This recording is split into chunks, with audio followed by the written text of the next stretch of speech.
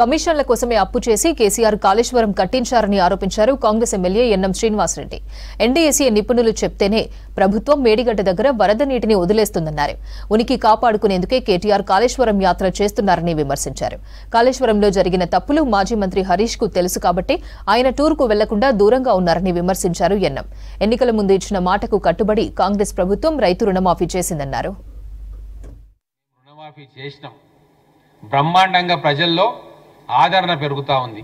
అందుకే బెంబేలెత్తిపోతా ఉన్నారు. కేటీఆర్ బ్రాండ్ ఆయన అనుకున్నాడు, నేనే గొప్ప ఐటీ మంత్రి, అర్బన్ డెవలప్మెంట్ మినిస్టర్నై హైదరాబాద్ అద్భుతంగా డెవలప్ చేసిన అనుకున్నాడు.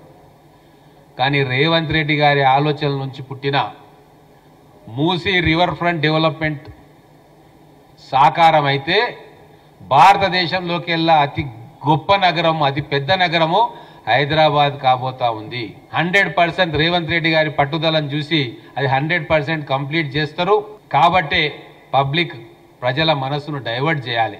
భారతదేశంలోనే అత్యధిక జనసాంద్రత గల ప్రాంతంలో తెలంగాణ రాష్ట్రం కూడా ఒకటి.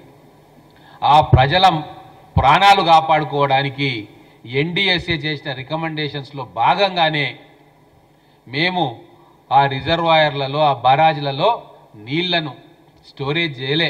దాన్ని కూడా నువ్వు రాజకీయం చేస్తున్నావు అంటే నీకంటే దౌర్భాగ్యమైన రాజకీయ నాయకుడు ఈ భూప్రపంచంలో ఉండడు.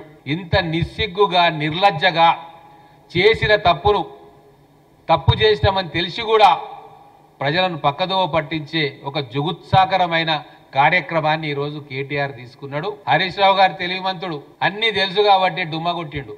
ఏమాత్రం దాంట్లో ఏదైనా కొద్దిగానైనా పొలిటికల్ మైలేజ్ వస్తుందని హరీష్ రావు గారికి అనిపించుంటే కేటీఆర్ కంటే మొదలే రామగుండం పోయాడు పడుకొని మొత్తం హైజాక్ చేసే కార్యక్రమం చేస్తుండే. కానీ విషయాలన్నీ హరీష్ రావు గారికి తెలుసు కాబట్టి ఈరోజు బామార్ది పక్కన